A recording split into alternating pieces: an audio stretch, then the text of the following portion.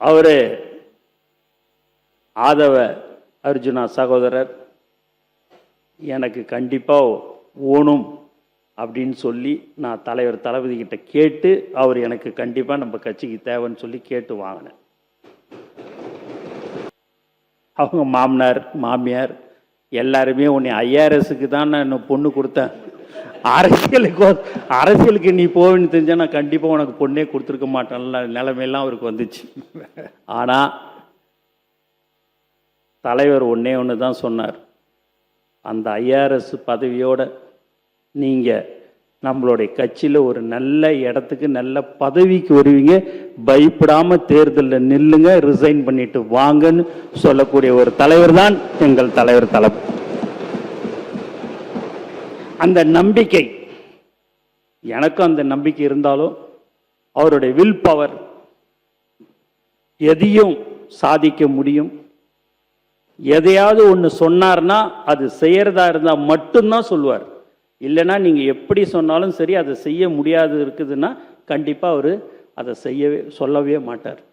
இப்போ கூட அவருடைய சிந்தனையே எதையெல்லாம் நாம் மக்களுக்கு வாக்குறுதி கொடுத்தோமோ அதை படிப்படியாக அனைத்தும் செய்து தர வேண்டும் என்ற ஒரு நல்ல எண்ணத்தில் கூடிய இருக்கிறவர் தான் எங்கள் தலைவர். அதுமாரி எங்கள் ராஜ்மோகன் அண்ணன் பேசியே எங்கள் அண்ணன் இன்னைக்கு அமைச்சர் ஆயிட்டு.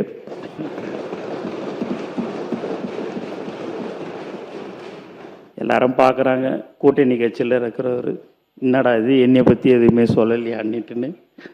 அதெல்லாம் விஸ்வநாத அண்ணனும் சரி, நானாவும் சரி, டூரிசம் மினிஸ்டரும் சரி, விசிகேலேருந்து இருக்கிற அண்ணனும் சரி, எல்லாமே எங்களுக்கு உண்மையாகவே எங்கள் தலைவருக்கு ஒரு உண்மையானவர்கள் எல்லோரும் எங்களுடன் இருக்கிறார்கள் என்பதை இந்த நேரத்தில் தெரிவிச்சுக்கிறோம்.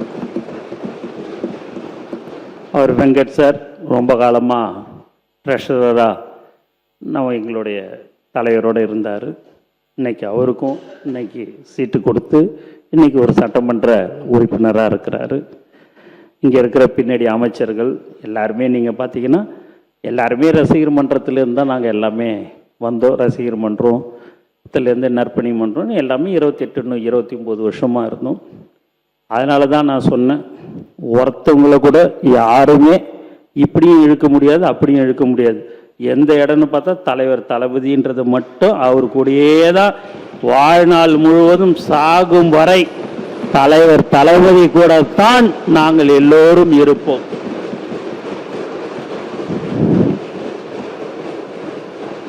அதெல்லாம் நம்ம அதை யாரையும் நாங்கள் குற்றமாக சொல்லலை. அதை எல்லாத்தையும் விட்டு நம்ம மக்களுக்கு என்ன தேவை, மக்கள் பிரச்சனை என்ன என்றதெல்லாம் நீங்கள் ஆக்கப்பூர்வமாக எங்ககிட்ட சொல்லுங்கள். நாங்கள் எல்லாமே உங்களுக்கு செஞ்சு தர மீண்டும் நான் சொல்லிக்கொள்வது எல்லாம் இதுதான். ஏன் அப்படின்னு பார்த்தீங்க அப்படின்னா, திடீர்னு ஒரு நாள் இன்னைக்கு இவங்ககிட்ட பேசுனாங்க, அவங்ககிட்ட பேசுனாங்க, யாருக்கிட்ட என்ன பேசினாலும் சரிதான், ஒருத்தவங்க கூட இந்த பக்கமும் அந்த பக்கமும் வரவே மாட்டாங்க. அதில் திட்டவட்டமாக சொல்லிடுறேன்.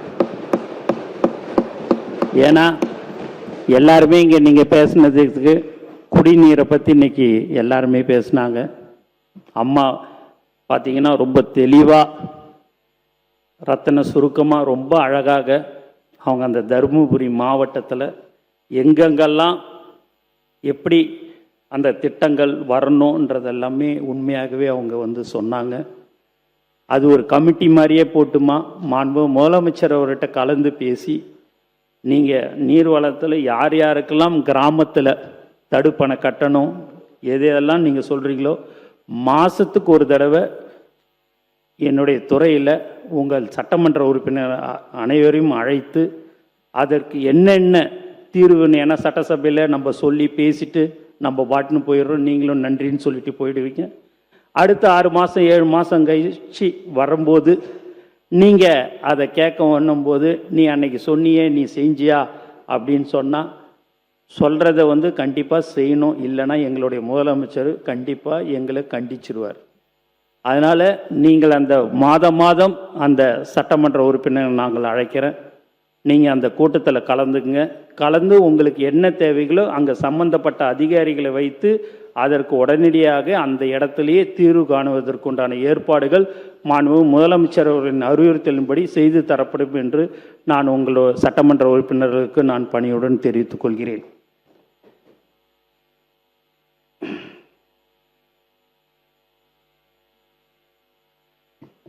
மேலும்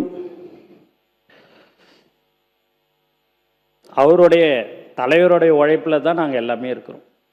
அவர் 30-32 வருஷத்துக்கு முன்னாடி கஷ்டப்பட்டு, அவங்க அப்பா கஷ்டப்பட்டார், ஆனால் இவர் தங்கத்தட்டில் வச்சு தான் அவங்க அப்பாவும் அம்மாவும் பார்த்துக்கினாங்க. ஆனால் இன்றைக்கி காலையிலேருந்து நைட்டு வரைக்கும் சிந்தனை அங்கே ஓடுறது இங்கே ஓடுறதுன்னு ஓடிக்கொண்டே இருக்கக்கூடிய ஒரு தலைவராக எங்கள் தலைவர் தளபதி மக்களுக்காக இருக்கிறார் என்பதை தெரிவிச்சுக்கிறோம். அவருடைய உழைப்பில் தான் நாங்கள் இன்றைக்கி எல்லாமே சட்டமன்ற உறுப்பினராகவும் அமைச்சர்களாகவும் இருந்து கொண்டு இருக்கிறோம்.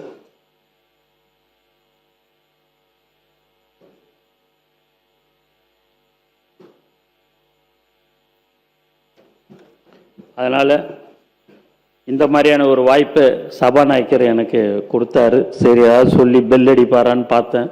சரி, சுவாரஸ்யமாக இருக்குது, உண்மை கதை தான் சொல்லுடான்ற மாதிரி சொல்லியிருக்கிறாரு. அதுமாரி என்னுடைய முன்னாள் அமைச்சர் ஜனாப் சிஎம் அஷ்ரஃப், என்னுடைய அமலோற்பம் மேல்நிலைப்பள்ளி முதல்வர், எனக்கு வாத்தியார் எஸ்ஏ லூர்சாமி மற்றும் ஜான் சார், விஷ்ணு சார், எல்லாருமே அவங்களுக்கெல்லாம் நான் கடமைப்பட்டிருக்கிறேன். எல்லாத்தோட என்னைய நான் ஒரு சாதாரண ஒரு ஆளை இன்னைக்கு ஒரு அமைச்சராக இன்னைக்கு அமைத்திருக்கிறாரு.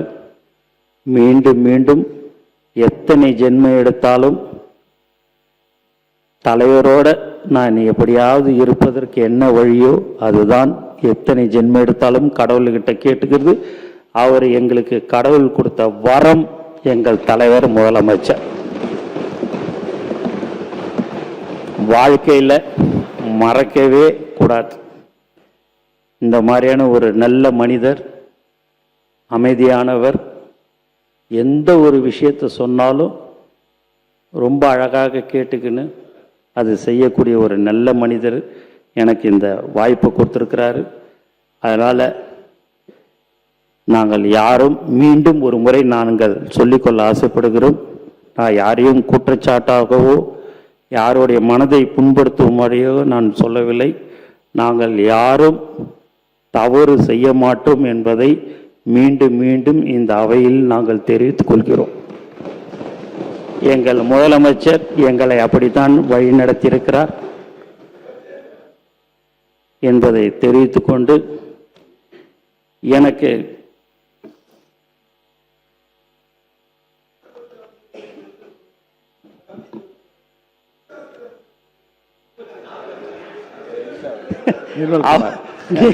நீங்க தான் இப்போ சபையில் இல்ல, மின்சாரத்துறை அமைச்சர் நல்ல அமைச்சர் தாங்க, இளைஞர் அவரும் நல்லா தாங்க பண்ண. நீங்க தான் ஃபீஸ் கேரியர் எடுத்துன்னு போயிடுறாங்க உங்க ஆளுங்க. நாங்க என்ன பண்றதுன்னு,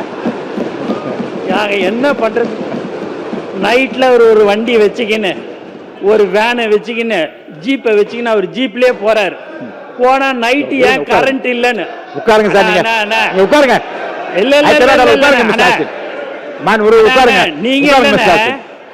நீங்க உங்களையும் அண்ணனை சொன்ன உருக்கமான ஒரு நிகழ்வு. அமைதியா உங்களை சொல்லல, சட்டமன்ற உறுப்பினரை சொல்லலண்ணே. நீங்க பேசுங்க. ஒரு ஃபீஸ் கேரியரை டக்குன்னு எடுத்துடுறாங்க, அங்க போனா பார்த்தா ஃபீஸ் கேரியரை காணும்னு. அதனால நான் அப்படி சொன்னேன். நீங்க அதை தவறுதலாக எடுத்துக்கொள்ள வேண்டாம். ஆகவே மாண்பு பேரவைத் தலைவர் அவர்களே, உங்களுக்கு என்னுடைய மனமார்ந்த நன்றியை நான் தெரிவிச்சுக்கினேன். நேரத்தின் அருமை கருதி அறிவிப்புகளின் தலைப்புகளை மட்டும் இந்த மாமன்றத்தில் படிக்கிறேன். அனைத்தையும் படித்ததாக கருதி அவை குறிப்பில் ஏற்றிக்கொள்ளுமாறு பணிவன்புடன் கேட்டுக்கொள்கிறேன். அவ்வளோதான்.